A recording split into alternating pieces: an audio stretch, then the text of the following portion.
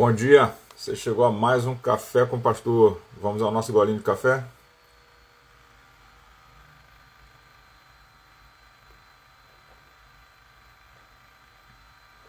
Olha que diferença quando o café tá fresco, dá pra tomar quase a caneca toda. Fresquinho, quase frio. Bom dia, Príncia, bom dia, Selma e Marcos, bom dia, como é que vocês vão? Bom dia, Léo, tranquilo? Bom dia, Nara, Deus abençoe. Bom dia, Nancy, que Deus abençoe.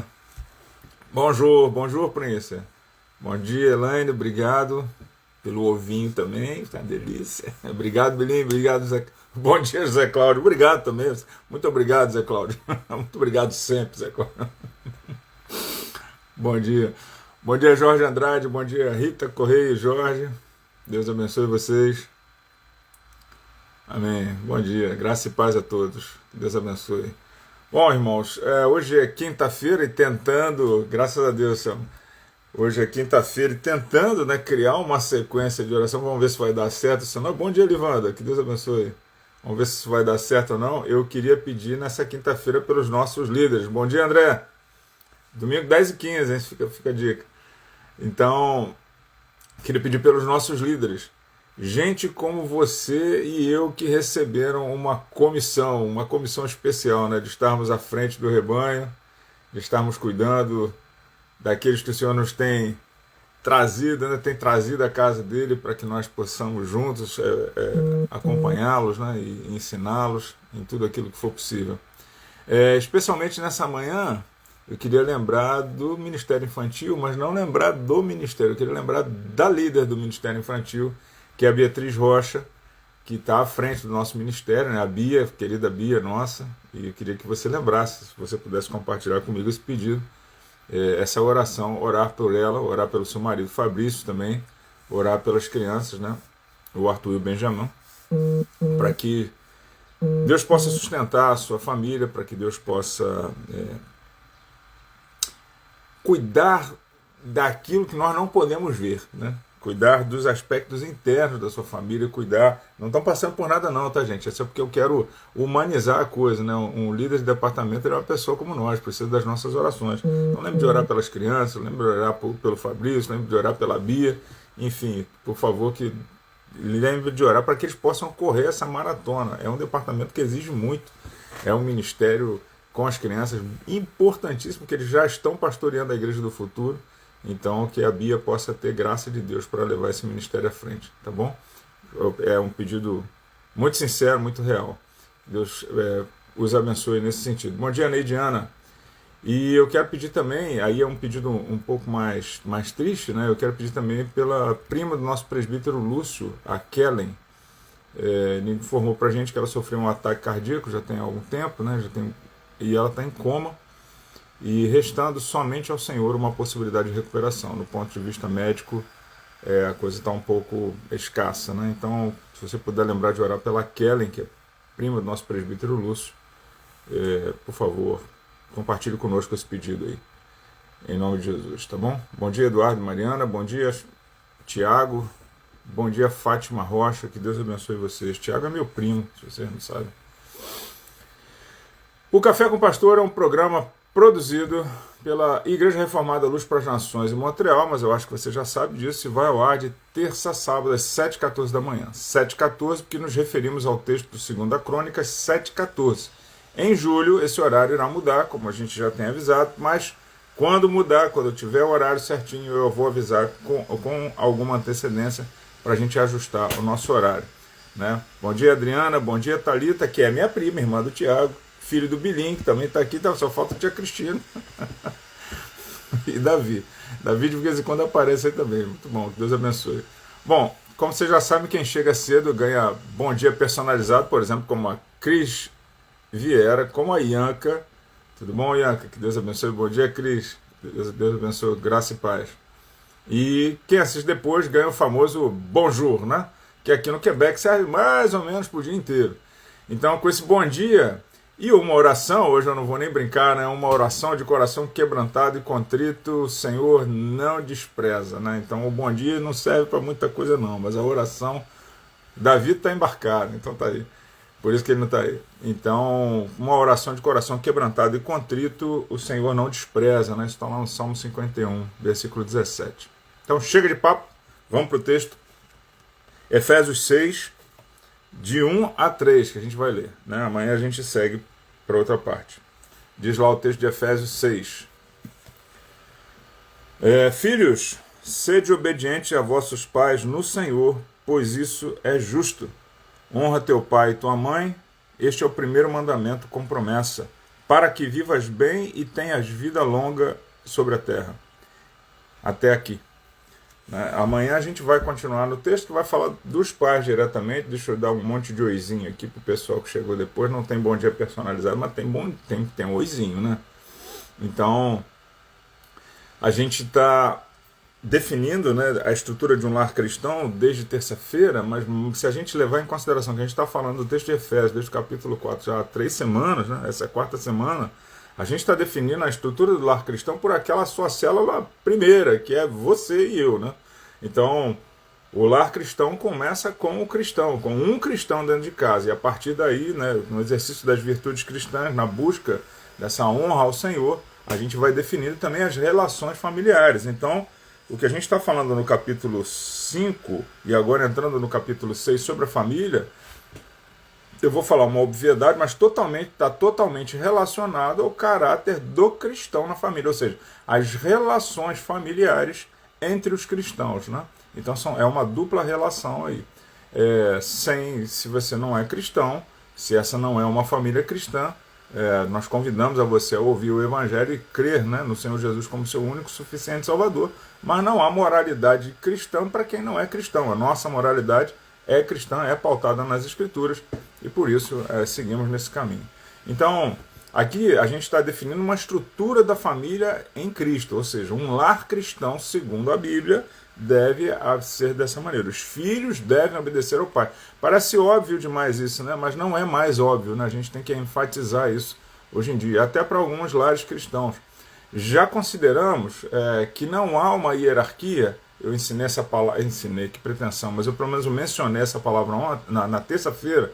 Não há uma hierarquia ontológica, ou seja, não há uma hierarquia baseada na qualidade dos seres. Homem e mulher não são superiores um ao outro, mas eles têm funções diferentes. Então essa hierarquia no lar cristão ela tem muito mais a ver com uma hierarquia funcional, né? Eu até citei a Trindade para falar disso, né? Dizendo o Espírito glorifica o Filho glorifica o Pai, mas eles são um Deus só, não há diferença de seres, né?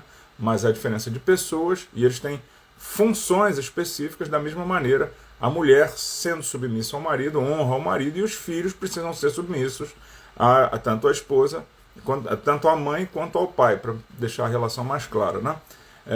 O homem e a mulher foram criados à imagem de Deus, e os filhos serão homem ou mulher também. Mas existe essa hierarquia funcional. Um lar cristão é um lar hierárquico, nesse sentido. A gente falou mais sobre isso na terça-feira, então se você tem mais alguma questão, a gente falou alguns minutos a mais, dá para você dar uma olhadinha lá, por favor. E depois, se você tiver alguma dúvida, como sempre, usa o WhatsApp e eu respondo o quanto antes. Essa semana eu estou bastante atarefado com uma questão pessoal, mas mesmo assim eu tenho conseguido responder os WhatsApps. Okay? Então, nesse sentido, nós entendemos que os filhos não são seres inferiores, mas eles estão sim numa posição de subordinação naquilo que podemos chamar de economia da família cristã. Né? Para quem sabe grego, eu peço perdão aí para a redundância, falar economia da família cristã. O nosso professor, pastor, reverendíssimo, quase amigo, né? Já quase chegado, reverendo Hernandes Dias Lopes, nos dá insights maravilhosos aqui sobre essa passagem, e é neles que eu vou me basear. Né? E olha que riqueza que ele consegue extrair das Escrituras. Né? Há 3 motivos que devem levar os filhos aos pais, diz ele. A natureza é o primeiro motivo, a lei, e o terceiro motivo é o evangelho. Por natureza também a gente deve incluir aí os filhos adotivos, apesar de não ser exatamente uma questão natural, mas os princípios se aplicam também aos filhos adotados, né? Então, são filhos, né? Então, a obediência aos pais é o comportamento padrão de toda a sociedade. Os moralistas pagãos, os filósofos estoicos, a cultura oriental, as grandes religiões A gente pode inserir aí islamismo, não vou nem falar de judaísmo, mas islamismo, budismo, meio que todo mundo que entende, que assim, meio que todo mundo é meu, né? meio que todo mundo entende que a desobediência aos filhos tem um efeito extremamente negativo nessa sociedade, né? Sobretudo no que diz respeito à preservação da cultura de um povo. Então, o texto de Romanos 1, 28 e 30 e 2 Timóteo 3, de 1 a 3, inclui naquelas listas de pecados lá, né, que denota o final dos tempos, filhos desobedientes, né? Então essa é uma característica do fim dos tempos, são os filhos desobedientes. Será que a minha família, a sua família estão contribuindo para esse cenário terrível do final do mundo, que a gente não educa os nossos filhos? Amanhã eu falo dos pais, né? Mas hoje eu deixo ficar nos filhos. Então eu deixo mais claro ainda, filhos desobedientes são um sinal do final dos tempos. Sejam obedientes porque isso é justo, sejam obedientes aos pais no Senhor, porque isso é justo, diz o texto bíblico. Então é natural que os filhos obedeçam aos pais, ele diz a natureza, então isso é natural até por uma questão social. Se a gente foge dessa cadeia hierárquica, os filhos assumem sem a maturidade para isso, e a perpetuação de uma cultura, os valores, tudo vai se perdendo. É só olhar as notícias aí. O segundo ponto é a lei. O primeiro mandamento com promessa, diz aqui, destaca o apóstolo Paulo. E se você não percebeu, a promessa está escrita bem aqui, né? Para que vivas bem e tenhas vida longa sobre a terra. Está aqui no texto, mas às vezes a gente passa batido, nem percebeu que a promessa era essa, né? Então, obedecer aos pais não é exatamente a coisa mais impressionante do mundo, né? A maioria dos filhos acaba obedecendo. Mesmo...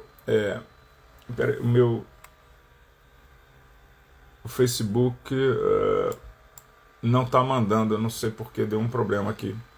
E parece que o YouTube foi junto também, porque eu mando os dois juntos. Vamos ver o que acontece. Bom, fica para o pessoal da comunicação. Desculpa, gente, eu perdi o fio da meada aqui com esse problema técnico. Enfim, o primeiro mandamento com promessa é esse. Para que vivas bem e tenhas vida longa sobre a terra, né?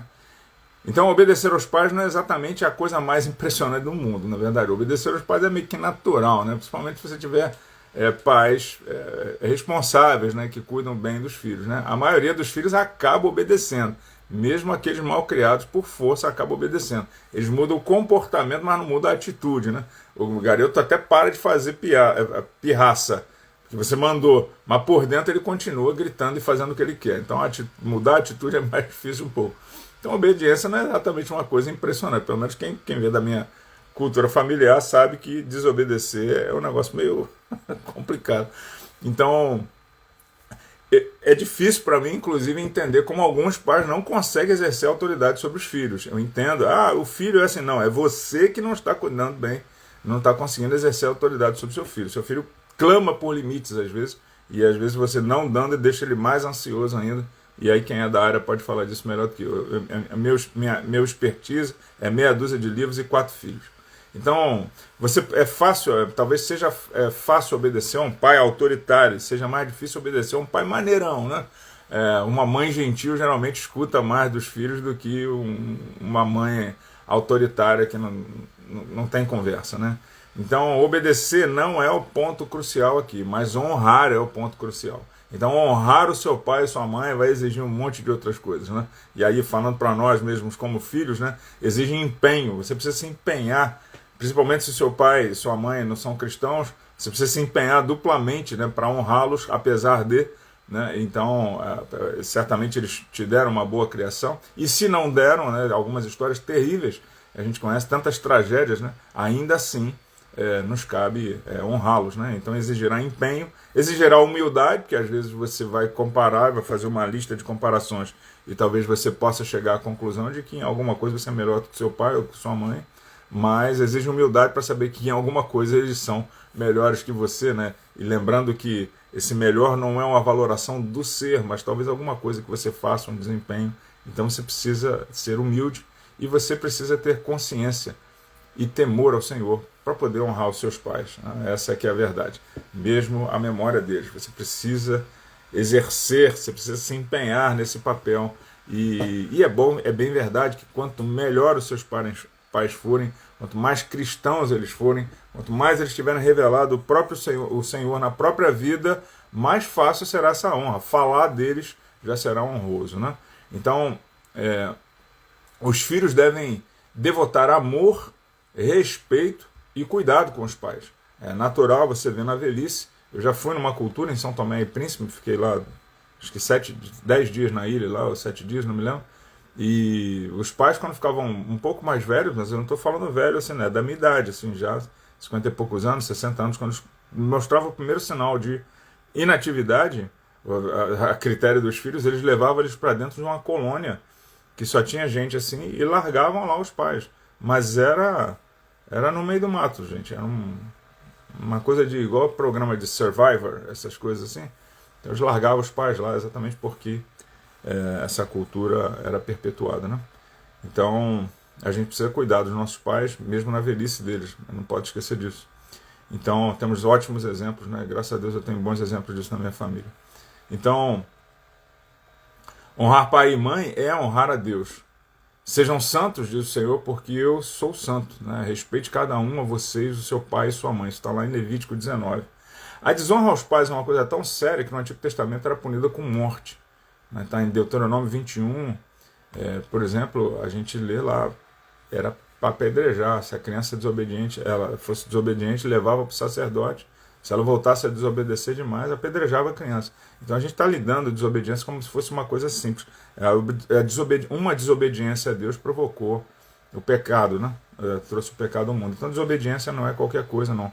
Toda desobediência é uma desvalorização do próprio Deus, né? Então as promessas são de prosperidade e longevidade para aquele povo. Mas nesse sentido, o Novo Testamento ainda amplia essas promessas, porque nós fomos abençoados com toda sorte de bênçãos espirituais em Cristo. Ouvir aos pais pode prevenir uma série de desventuras, né? Acidentes, casamentos errados, perdas, lágrimas, morte. Quantas vezes aquele conselho, aí você lembra assim, poxa, bem que meu pai falou, bem que minha mãe falou. No meu caso, eu teria evitado resfriados, perna quebrada, teria evitado assaltos. Eu me lembro da minha mãe falando perfeitamente. Tanto que depois de um tempo eu aprendi que se ela dissesse muito para mim, não faça uma coisa, eu parava porque eu sabia que ia dar ruim depois. Né? Aprendi pela experiência. Então, e por último, mas não menos importante, o próprio Evangelho. Né? O próprio Evangelho é motivo para que nós obedeçamos e honramos os nossos pais. Devemos ser obedientes aos pais no Senhor. Os filhos devem obedecer aos pais, sobretudo se forem servos do Senhor. Não há possibilidade de um filho cristão desonrar os seus pais. Não há. Você tem que rever alguma coisa dentro do seu coração, achar um caminho que eu chamei de empenho, empenhe-se nisso. E não pode, ainda que seus pais vacilem, você precisa dar um jeito de honrá-los. Isso não é abonar o comportamento deles ou dizer, está tudo certo, eu chancelo o que eles estão fazendo. Não é isso. Pois é possível discordar de alguém sem necessariamente desonrá-lo. Você precisa honrar os seus pais. Em Cristo, diz o reverendo aqui, que eu transcrevo literalmente, em Cristo a família é resgatada. É resgatada a plenitude do seu propósito original. Nosso relacionamento familiar é restaurado porque estamos no Senhor. Porque estamos em Cristo, nossos relacionamentos são purificados do egocentrismo ruinoso. Os filhos aprendem a obedecer os pais, porque isso é agradável ao Senhor. Então, filhos, obedeçam aos seus pais em tudo, pois isso agrada o Senhor, diz Colossenses 3, versículo 20. E eu sei que a maioria de nós já é adulto, já somos casados. A maioria, pelo menos acho que todo mundo aqui no Café com o Pastor é casado, tirando aí Tiago, meu primo. E não vivem mais com os seus pais. Então a minha questão é, está educando bem os seus filhos para que te obedeçam e te honrem? Está dando motivos para que eles te honrem, para que eles não tenham que se empenhar tanto para te honrar? Porque esse é o nosso dever como pais, né? E se formos bem-sucedidos, os nossos filhos também nos honrarão de maneira um pouco mais natural. Vamos tornar a vida deles fácil, vamos ensiná-los, né, a honrar ao Senhor através dos nossos bons exemplos. E aí eu peço a você também que não delegue essa responsabilidade, nem para a igreja, nem para a escola, nem para sua mãe, nem para o seu pai, mas faça você mesmo, seja você o responsável pela educação cristã dos seus filhos e por dar a eles ordem. As crianças precisam disso, afinal de contas você é a luz, e por onde você passa, as trevas se dissipam, em nome de Jesus. Amanhã a gente se encontra para mais um Café com o Pastor, fechando essa semana antecipada aí. Amanhã a gente fecha e que Deus abençoe vocês. Paz, irmãos.